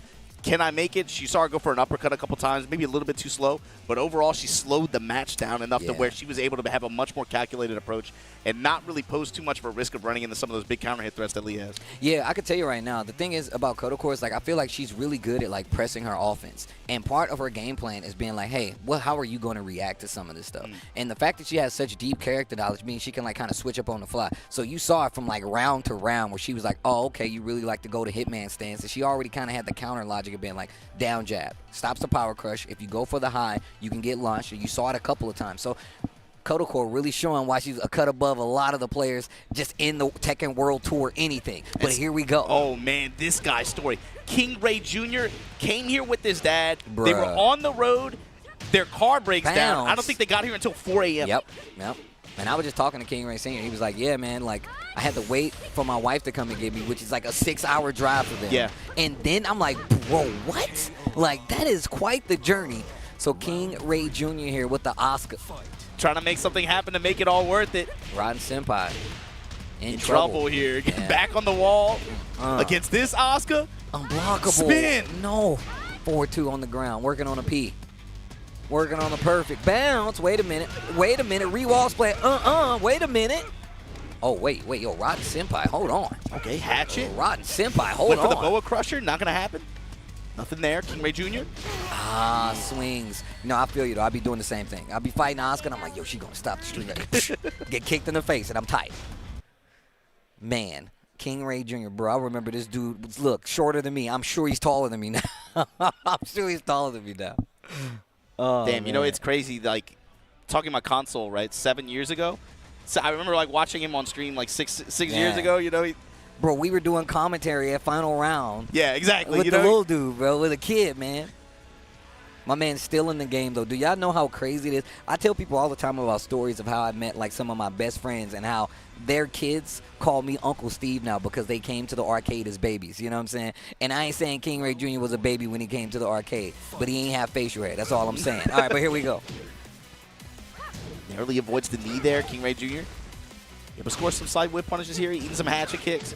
I'm going to tell you right now, Rotten Senpai, though, you cannot sleep on this dude. And that's me saying that only from what I've seen in this match so far. I feel like if he actually gets, you know, going, it's going to be a lot harder to slow him down. But you got to be careful. Kingreyjr Jr. has been raised in the Tekken streets. It ain't many Tekken players out there that have actually been to and competed in a final round, especially at the young age that Kingreyjr Jr. has. So there's a lot of experience that just comes from that you literally have to be able to play against, no matter what Tekken player you are. It's a 1-down-3. Looking, fishing for something big. And I'm telling you right now, Rotten Senpai is definitely tightened up on the defense. And you can see getting a lot more pinpointed with the offense. Getting a lot more pinpointed with the offense. Yo, look to the wall. Oh. For Rotten Senpai, too, you called it. Like, I think he needs some kind of momentum builder to be able to kind of get control and get his confidence in. Kingreyjr Jr. going to not let it happen, though. Willing to spin, cancel. Still ready offensively and defensively. He was 4-2. Touches her for it. Oh, the punch, parry, oh yo. My God. Kingreyjr Jr. but did the wrong follow-up, so no combo. The blue stuff, oh my God, hold on. Blue on blue crime, bro, and Rotten Senpai takes the round. And you saw like the little fake taunt right there? I'm telling you, Rotten Senpai, hold on. Okay, Kingreyjr Jr. But like I said, the thing about like having like this experience is that you have such an understanding of where people want to attack on their offensive sides that you can really kind of like steamroll a lot of players just having that experience overall. Especially in first to 2 or first to 3 set format where you kind of anticipate what options they're going to be going to or how they're going to be looking to develop as you're able to stop or show them different looks. Power crush. Having the experience of knowing that Boa Crush or Whip Punish, not able to get anything after. Kingreyjr playing very the follow-up, yeah. Uh-oh, wait a minute. Ooh, we taunt. Okay. That's why I was looking at what he was doing. I'm like, hold on. Yo, Rod Simp. Oh, I thought that was going to be Jet Upper. I was like, oh, you're in the air. Yeah, I was wondering, where's the back 3 at? Speaking of being in the air. Need to do something. Back 1 is what you're going to do and go straight for the follow-up on the mock breaker. The blue one on top of that. All right, Rotten Senpai now with the chance to be able to tie things up here. Break on the 1+2. Grabbing the 4-2 flip. Blockable. Tries to backdash. Didn't work this time. Re-wall splat. Triple kicks. Yo, Kingreyjr goes for another blockable. Yo, the spin. Kingreyjr Jr. with the perfect to close out the set. Wow. Damn, you going to spin on me and then shake my hand? Going to be moving on, and I believe Kingreyjr Jr.'s next match might be up against Rest from Korea. Oh, my gosh. Also in this group, Flower, Nene the Dragon. So you got what, Peru and Sweden? Pinya and Glazed 20Z. Man. And speaking of Pinya. On the way there, got to go up against Pots and Pans here. And this, I'm going to tell you right now, for the players from Asia who are looking at this bracket, this is the player that everybody has their eyes on. And he's that guy this year where they're like, in the LCQ, we like him. Yep. But we were talking about that earlier, right? My thing is looking at Pinya, and especially knowing the kind of player he is. Obviously, his movement and execution with this character is unlike what anybody else is putting on the table right now with this character. You know, Raven's like the Lich King. Like I feel like every few years, there's a master Raven player that steps up and wears the, puts the helm on. You know what I'm saying? Facts. Tissuemon steps down, somebody else steps up and picks it up. It's always one, bro. It's always one. Uh-oh, wait a minute, though. Yo, Pots and bro, Lucky Chloe, a.k.a. Trucky Chloe. That's what we call it at the family reunion. Yeah, the damage output, dude. She gonna ruin somebody. You call that the family reunion? At the family reunion, when she pull up dancing, I'm like, yo, bro, yo, Trucky, come here, man. We finna start this game of spades. Get it's like in. an 18-wheeler, like a mag, bro. Like a, bro, back swing, blow. Look at the damage. Beat, beat. Beat, beat. That's why we call her Trucky Chloe, bro. This is what I was going to talk about, too, with Pinya, is for him, I think it's about competing on the road and mental toughness. When you get in a match like this, against, that pressure. I'm supposed to be able to win this. I'm supposed to be in the driver's seat here. But then you run into a Pots and Pans, Trucky Chloe like this early on in pools before you're even supposed to play some of your hardest matches. And you're down like this. This is the kind of moment where Pinya has to be able to turn up, play with confidence, and not just buckle to pressure like that. Bro, I'm going to tell you right now, I'm always reminded, nice power crush out of the back turn stance. I'm always reminded of the fact that, like, my most introduction to Pinya and seeing him play the most was, like, on some ICFC, watching him, like, go ham. Like, when I tell you, like, I'm literally looking at this person. This is one of the people I think can make it out of the LCQ. Pots and Pans giving him some work right now, but it is very much possible, and it's one of those things where you don't see the character as much, on top of the fact that he's maximized a lot of the situations, the movement that comes with playing this character at a high level. Look at this. And look at how quick he turned around 2 rounds. He turned 2 rounds around like that, and it's literally like, oh, okay, I got it now. Pots and Pans willing to let the Cali roll with. Down back 2, that low cutting elbow that she has like that, able to scoot in there. Nice offense. Finishes the string, gets the knockdown. Yeah, and her quirk, too, is she doesn't launch until 16 frames standing until you get in the range. Then that becomes a problem. Huge damage output, and Pinya has optimal combos to be able to get the most out of that. Counter hit Haze. On the beat, though. On the beat drop, though. In the grab. One break. Oh, just out of range of the downfall. Oh, try to get the back turn counter. Pinya is that dude. He will take those chances. You're going to see him in a lot of matchups if it goes past this. Using a lot of these parries and these counters that Raven has to be able to create space, teleport away, not necessarily get good damage return, but he's willing to use every toolkit in the box. Yo, Ranchu up there? Yeah, teammates, of course. Team Barra. Oh, no. Oh, no. No. Oh, she's shutting down the coach? Yeah.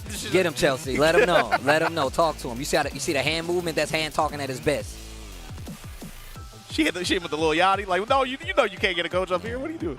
Get out of here. Look, you saw the last hand? Yo, get out of here. Yeah, this matchup, too, is kind of dicey because of, like, especially the range where Chloe is really, really dangerous. I feel like it's harder for Pinya to try to get, like, that Pinya step in there to try to work that counter hit jackknife game a little bit. Yeah. It's scary against Chloe because of just her damage output and what she can do. But you saw him go to range a little bit more, try to use a little bit more defensive like step and stuff like that, be able to take advantage of whip punishes, really play it as low risk as possible, especially as that went on. All right, let's see what the adjustment's going to be here. Pots and Pans definitely had an amazing start to that first game. Yeah, first 2 rounds were, he looked dominant. All right. Game 2 here. But it's again, Raven can also, she is definitely that kind of character who can, she can nut up with the best of them. Yeah. So it's about being able to get in position and be able to do it on your terms. Lucky Chloe is definitely one of these characters. I feel like she's the Tekken 7 knowledge check character. Like, there's certain characters that, like, you fight in this game where you're like, hey, you need to know how to deal with her back turn. You need to know how to deal with her annoying low. You need to know how to deal with her vertical hop kick. Like, what if they do that just to, like, test you? You have to be aware of the backswing blow. She has a lot of tools. There's a few characters like that. Xiaoyu, Chloe. Yep. See here, this wall pressure now. Using that new attacks. 1-1, testing him. Oh, not close enough. Okay. Down 3. Down back 2 on the push there. Okay, wait a minute. Classic Chloe with the spin punch to be able to catch you trying to step or press. At the end of that jab string. Low parry. Let me get the wall. Stepping kick, counter hit, follow up. Caught you ducking. 4-4-3, yep. Let me get the wall. Oh, just shot.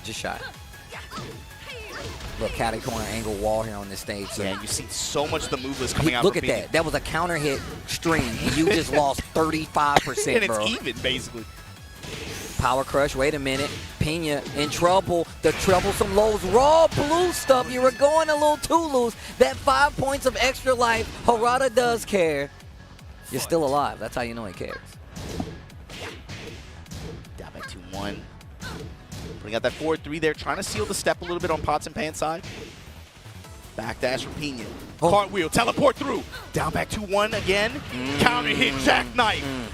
Let me get this wall. Up kicks to the wall. Just sort of it. Oh, gets the wall splat anyway, though. Gets the Pinya. wall splat 1-4. And this character at the wall, she still does huge damage. Bro, her wall damage is definitely up there. Like, a lot of people don't get to see it because, like, once again, you have to be one of those master Raven players to get the carry and the full combo expertise. Ping is one of those guys. I feel like execution-wise, you kind of have to earn it a little bit, especially with their sequences in mid-stage like that. But they give you your reward at the wall like that. They just take the down threes, and there we go. Quicksand, the first one. Neutral hop kick from Pots and Pans. What did I say, man? Damage piling up. Wall pressure. We saw the blue stuff last time, and like I said before, this is literally exactly what I was talking about. You got to know how to deal with these annoying lows. You got to know how to keep her honest. But like you said before, Pinya does play that range where he really does like to move a lot. So it's really going to be a lot harder for him to get in range and get these big launches. No break on the 1+2 and like kind of keep that offense. But Pots and Pans needs this round. Needs this round. Yeah, you see him using a lot more attacks that are kind of like have built-in evasion. Counter hit jackknife once again. That's the equalizer. If you hit that wall, 4-1 with the wall. Up kicks. And the flip. Pinya 2-0. He was down 2 rounds. I thought it was over. Yeah. But that's got to be one of the players, if you guys don't know, if you're watching this LCQ, you don't watch Tekken that much, that's a player you should have your eyes on going into the top 24. One of the favorites for this event, but again, this LCQ traditionally is built to be the kind of event that breaks those players down. So keep your eye on him going into the top 24. Who knows what's going to happen, man? I'm glad you said break those players down, and it's not because of anything other than the fact is you're going to see these guys all throughout the day, and there's so many heavy hitters here that it is that difficult. Even if you're promised to make it out, there is no promises when it comes to the LCQ because it is so much harder to kind of cash that check and say, well, hey, look, I feel this confident going in. This is the sweat part of it because you're just trying to get to group play. You're trying to make it out alive. I can't stress it enough. This is not the actual tournament yet. This is not the actual tournament yet, but I feel like this is one of the most fun parts of the whole weekend. And again, I gotta bring it up again. We've seen grown men cry on the LCQ stage. When you get that close, you think it's yours. Yeah. You think it's your promised spot, and then somebody comes out of there and just full crouch down 4-4s you over and over and over again, and you just lose. It's happened. Yeah, you have to be ready. And we got Dr. Jakeman back up once again. Damn, versus what's the draw? Yoshimitsu. We just watched him play another Yoshi player. Yo, the sharpshooter? Oh, that was supposed Soy to be milk snap and uppercut. And once again, you're seeing like how like familiar Jakeman is with this Yoshimitsu matchup. Yeah, really good reactions to anytime they want to try to unblockable him. He's always just got the hop kick knee locked and loaded. Okay, wait a minute. Unblockable. Takes him willing to back up. Jaguar step back just to build a little space. And like I said, it seems like it's just random, but the thing is that Jaguar step at like perfectly timed, obviously, it's going to get you over some lows. If he does go for that unblockable low, at least you'll typically hop over it if you time it right. But also, it gets you out of that range where you're susceptible to like flash and stuff like that. And a lot of the attacks that like he likes to go for to set up his offense. So obviously, even if you don't have that much experience against Yoshimitsu, just knowing those key things will keep you in a good Even safe sometimes distance. just being able to just give yourself a little bit of breathing space, and try to play a little bit of wait and see. Maybe the Yoshi gives you a whiff. And for King, that can be the party starter that you need. Nice snap uppercut actually gets him out of that flea stance, but not able to get the float. And we've seen like Jakeman actually float off of some crazy situations. Bounce. Oh my gosh. Yo. Oh, that was actually sick as hell. Yo, Jakeman. All that from just playing around the shoulder shove in mid-range like that. Perfect space. And like I said, you know that Jakeman has a lot of experience in this matchup. And I feel like this is one of the matchups that are trouble matchup for any Tekken player. Like unless you're like in the lab versus Yoshimitsu, this is a hard matchup. Yo, my man is repeat offender with the lows. Tries to bait something out. Jakeman sticks to his guns though. Looking for a counter hit on the down for 2-1. Fubuki knee that should be the round. Yoshi definitely that classic character where you need you want to have a specialist in your team or in your roster of players that you play with. And 4-3 DDT. Hard to get a high-level experience against him if not. Small punish there. 2-1. Yo, Side the throw. knee break? Yes, the knee bash. And Jakeman right now He's cooking. trying to finish the set here. 1 round away. 2-1 Blanc. Jaguar step back looking for the 1. Get that wall. To the wall. Pressure in the sitting stance. Break. Down forward 2-1. Actually gets out of the way with the spin. Tries to go for the throw wall break. For the throw to get some on the wall splat, but didn't get it. Soy Milk. Learning the lay of the land. Getting a lot better at dealing. I like the usage of 2-1. And the break on the 1+2. Tries to throw King. My man says no. Gets There's the crumple. again that stance that you were talking about. That backstep, just a little bit of space is all he needed. And look what it led to. This wall situation. Ooh, wall this splat. splat. This Bruh. wall throw. Ugh. That knee. Down 3. That stop. Nice that punish and that dunk. block. Yo, Jakeman, bro, I told you, my man has been around quite some time. We've seen him in a couple of ICFCs as well. Jakeman knows, and like I said before, that backwards Jaguar step, getting him out of trouble in a lot of situations, and getting him this match. Now we go to another King, an Armor King, a JDCR Armor King versus Junior. This is a heavy-hitting match right here. Heavy-hitting match, and this is going to define the bottom side of Pool A4. Top side, you got Ayo Richie and Joe Crush. This is an important set. Likely gonna face the winner of whoever wins this set. Counter hit on the wall. Nice awareness to know just go straight for the down 2 The leg strand. drop. Junior willing to come out the wall standing 2. Light punish from JDCR. Down 4. Low touches. Tries to go for another one. The down Safe 4-1. mids. Comes up with the wall standing kick. And then runs into a low JDCR advantage. Little wave right there. All the way from Korea. Quietly shows up to this event. Get off of me. Oh, down 4-2 counter hit. You got those? Sidestep? No, goes for the 1+2. He wants the wall. The mix between the full crouch down forward 4 comes up with the high risk while standing attack like that. Big launch from Junior, but JDCR, here he comes. Big Touchdown. Oh my God, no break on the 1+2. Damn, AK is cool. The knee into the jaw. God damn.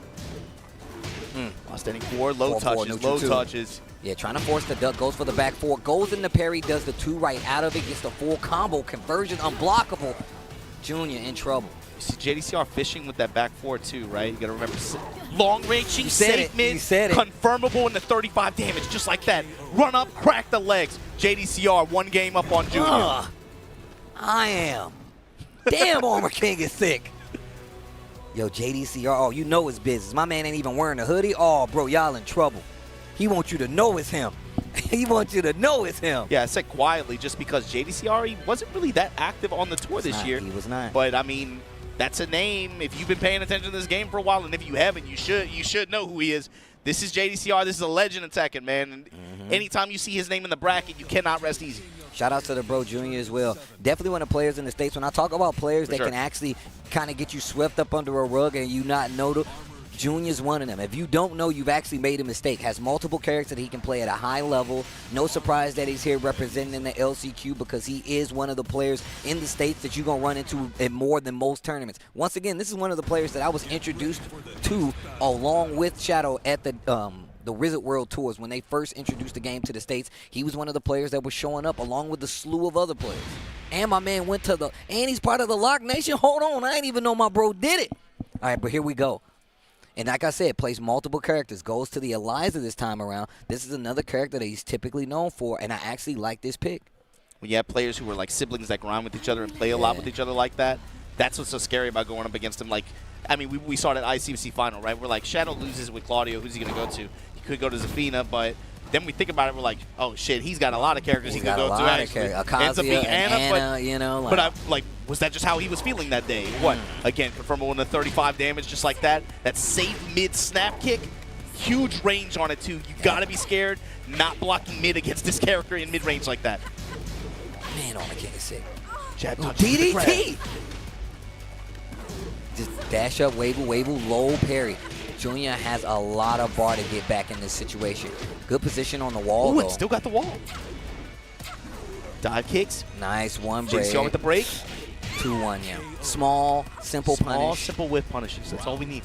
2-1 is great from King and Armor King. Because what happens is if you like to sidestep up close, that 2-1 is so slow that you can get clipped, counter hit, and can lead to some good situations. But you got to be ready for it. Back 1-2. Nice break on the Shining Wizard this time. The Shining Black. Down 4-1. And just JD's approach to this matchup just so good. A lot of safe mid checks. Some high rewarding safe mid checks as well. Punch her in the back of the head. Party foul. You can make her go blind that way. Get off of me, lady. JD, clutch with the brakes. It's not that easy. Oh, trying to Jab bait touch something and backdash. Yes, he's looking for something. Looking for some kind of whiff. Trying to beat DP, maybe. 15 seconds left on the clock. Nice block. Nothing. Caught you trying to sidestep. Junior has a chance, goes for the slot, but he's still at the life deficit. Low parry because JD is ready, and that should be the round. Now, I want to see more of that from Junior. Get another round like that where you play the slow steady. Yeah, that went down in the final 4 seconds, but here's the thing. Set point JDCR.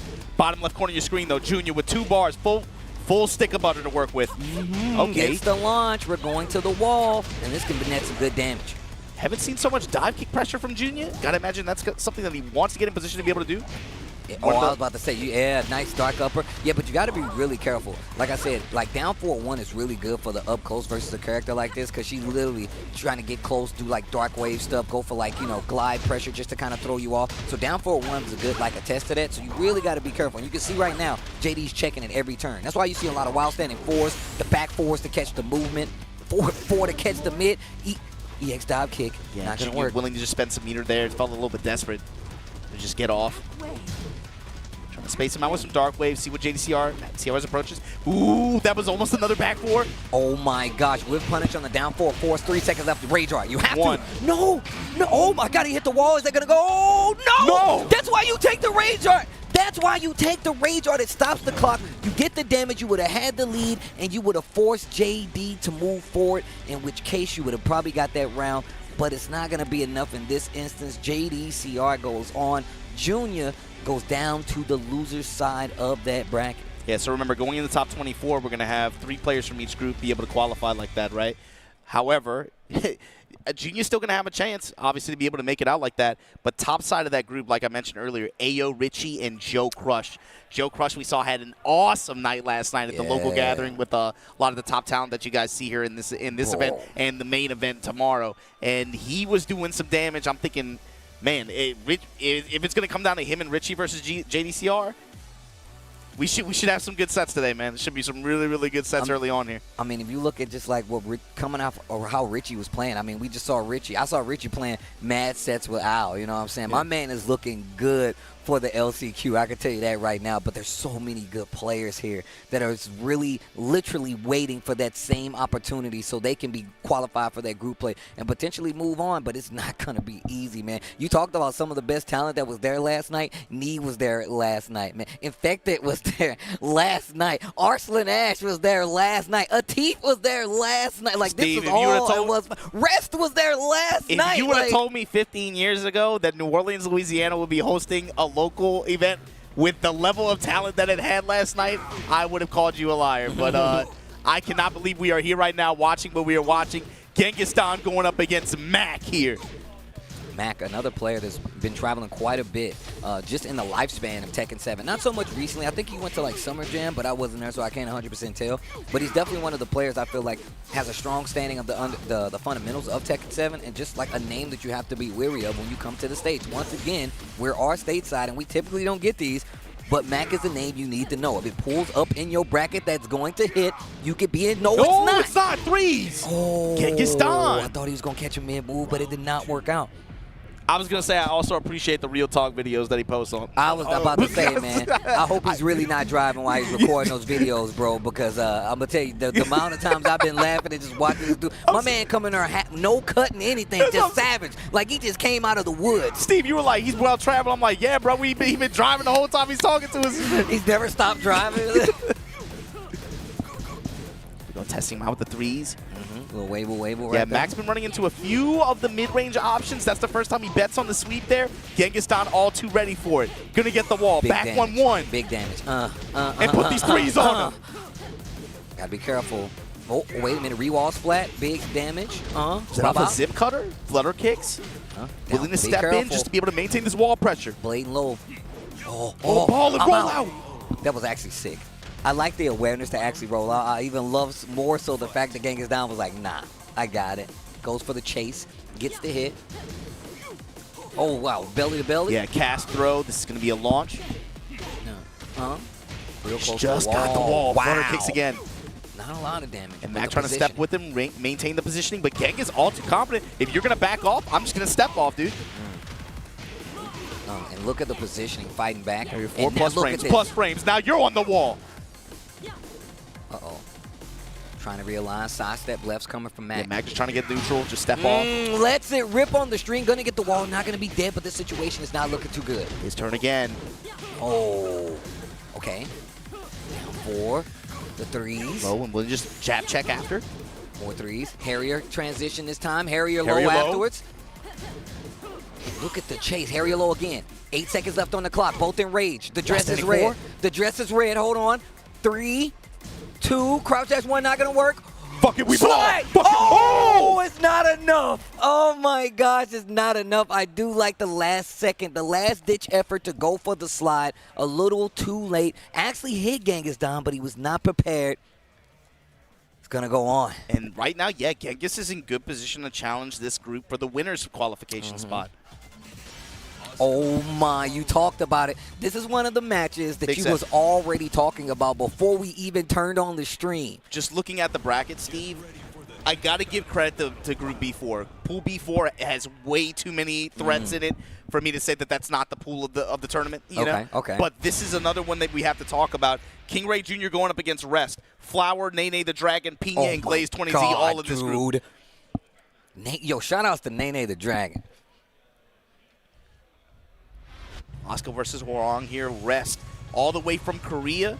One of my favorite players, by the way, and one of the homies, man. I haven't seen Rest in quite some time, but he's definitely a guy to watch all of his streams and just a great, dedicated Hwoarang player. He's scary, too. He just travels to random He events, just man. You pop up at your house like, yo, this is a backyard local. Well, I want them points. Run them. Run them points, son.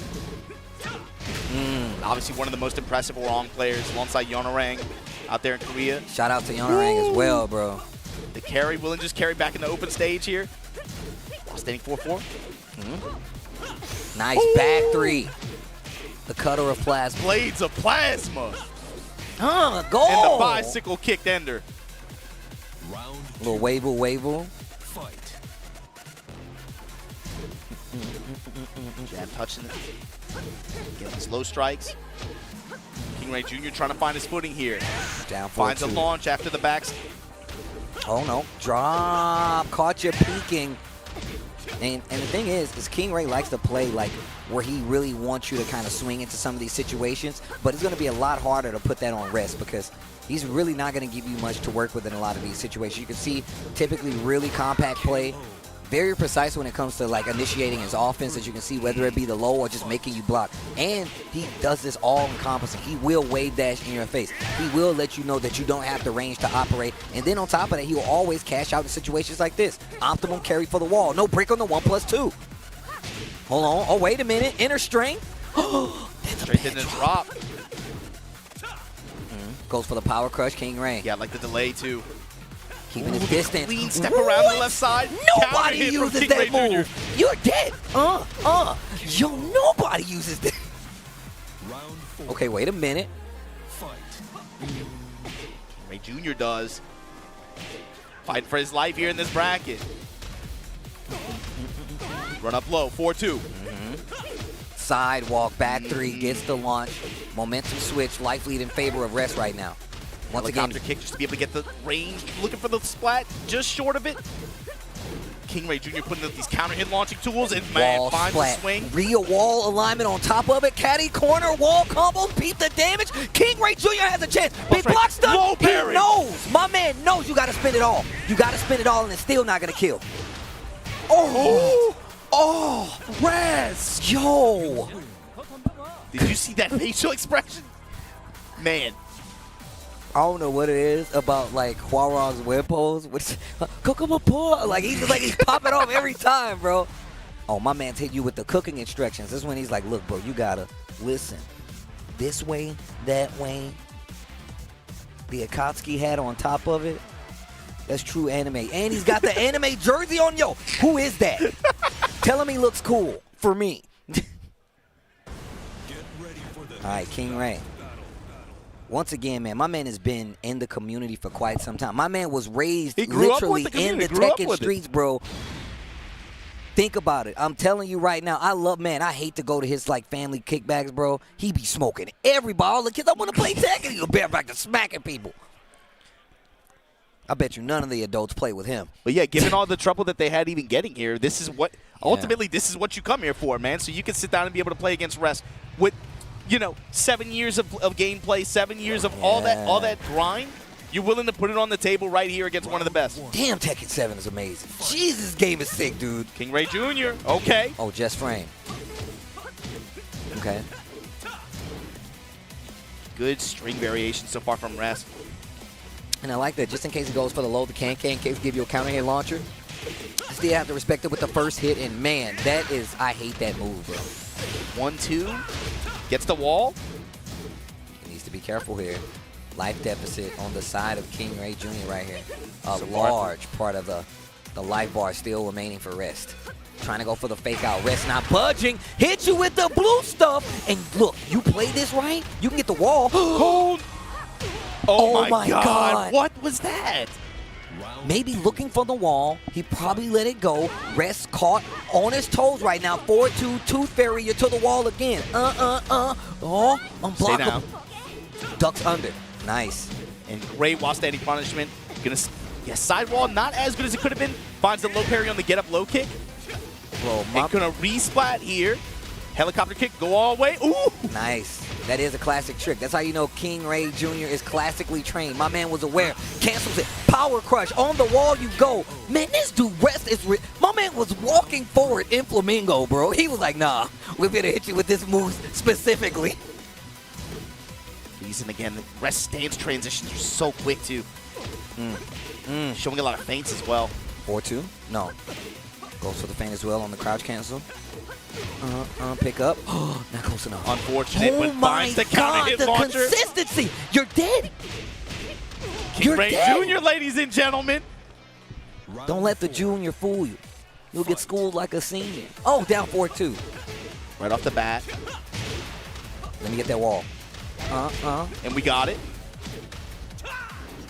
Down back 4. It then finds a big launch after. Kingreyjr Jr. whip punish. Oh, nice break on the 1+2. He says, I'm not asleep at the wheel. Oh. Okay. Looking for something. And you know Rest knows these strings. I like that he's not budging a lot of times. Speaking of knowing strings. Knowing strings. Oh, God. Oh, my God. And the screw. Kingreyjr Jr. 1-1 with Rest. Been on his way to this LCQ for damn near a day and a half. You hear me? All right, here we go. Only one coach, bro. Come on, y'all know better than that, bro. Stop looking at the camera. Get off the screen, bro. It's only one coach, He got the offensive coordinator. Bro, my man had a whole pit crew over there. They was rotating the tires, checking the ball bearings on the pad. How you got the GM and the head coach up there? You hear me? I need to speak to a manager. My man Heihachi is in trouble right now, bro. Now, here you go. Bro, Rest being straight business mode, bro. Yeah, I felt like even since the beginning of the set, he's wearing his emotions on his face the entire time. But that's how you know, man. Like I said, one of my favorite players to watch, man. I've known him for quite some time now, and just being like a fan of his play. And you know me, man. I love character loyalists. Specialists. Yeah, bro. Round 1. Fight. On the conflict. In the twilight. Junior look for the inner strength. Willing to back off. Oh, down 4-2. Clutch uppercut. So cheap. Yeah. Bro, the damage. And no break on the balcony as well. Man, this dude rest is so good. The wall control finds it down. Oh, man. All that off the low. Rest with the round. Round 2. Downstairs now. Lots of respect being played on both sides. Counter hit there. Off the low, and look at how close Kingreyjr is willing to play. My man is brave, and that's because he was looking for a launch right there. Power Crush gets stuffed by the low. That was so good. Good awareness. What a duck block on the low. This dude, Kingreyjr Jr. is playing crazy. Defense looking solid. Let me out of this corner. Clash. Sidewalk gets out of there. Counter hit. Full committed to the crouch. Misses. Forward to the Tooth Fairy. Put it under your pillow when you go to sleep. If you want some money when you wake up, back to the wall you go. Big damage. Kingreyjr goes for the cancel. Oh my God, my man is going off right now. Kingreyjr Jr. tied round for round with rest in the last game. No break on the 1+2. This could be a problem. This could be an issue. Hold on. Oh, Power Crush on the back. Big damage. Oof. Oof, oof. Here comes rest. Back to the wall. No combo though. The strings though. The strings though. Hwoarang. You gotta know the strings though. You're gonna go in there and he's gonna hit you with some strings. Back 3. Back 3 and 1 an answer here. Gonna get the wall. Just short of it. Power Crush not gonna work Pressure, out. 1-3 again. Move recovers fast enough to where you don't have to worry about a quick duck here from Kingreyjr Jr. My man knows the strings as well. He's raised in the Tekken streets. It ain't many players out there still playing fighting games, especially some Tekken 7 that has been to a final round and competed in the fires. Kingreyjr is one of them, but he's in trouble right now. Clean left step in the plasma. I think that was a missed input. Yeah, back 3. Launch. Man, good stay. That was a good game, though. That was a good game, though. Great set from Kingreyjr Jr. Rest going to be the one moving on here. And again, on the other side of that bracket, Flower, Nene the Dragon, God. Pinya. We saw Pinya moving on as well. Man. Nene the Dragon. And that's not even the worst group. That's not even the worst group. Look, we already know there's quite the killers all around this LCQ, and that's legit to get in a group of more killers for the group play here at the LCQ. We're coming live from NOLA, ladies and gentlemen. That's New Orleans, Louisiana. Thank you guys so much for tuning in, man. We got more games. It's been a pleasure to commentate on the home soil with the boy Majin Obama. The games have been that good. And speaking of good games, we got another good one coming out. Tekken 8. January 26th, it's coming, and guess what? You can reserve your very own collector's edition. As you can see, you get the sick Jin statue with the sick Tekken 8 pants. You get the Leroy Smith actual metal ring. You get an arcade token. I know a lot of you guys don't know what that is. Of course, you get the 8 glossy cards, and you get the steelbook on top of it. This is the premium collector's edition. This is available January 26th this year. After this tournament, you should be playing this game, and this is your chance to pre-order right now. And if you guys are enjoying what you're watching here at the Tekken World Tour, make sure you guys stay tuned. Head over to TekkenWorldTour.com. Follow all of our socials to keep up with the newest Tekken content. And make sure you follow BNE Esports Twitter for more excitement on the Tekken World Tour and future updates. At Tekken on Twitter, at BNE Esports, BNE Esports on YouTube. And thanks to you guys for watching from wherever you're watching from all over the world. Yeah, but good games, man. Been good games. And we have more games for you guys. But guess what? We have to go for a quick break. The stream will go offline. Don't go anywhere. We're making sure it stays good for you guys. And after this break, we're going to go quick offline, and then we're going to come back online. Don't go anywhere. Use the bathroom. Wash your hands. Get water. Come back right after this. Count to 10. Hit refresh.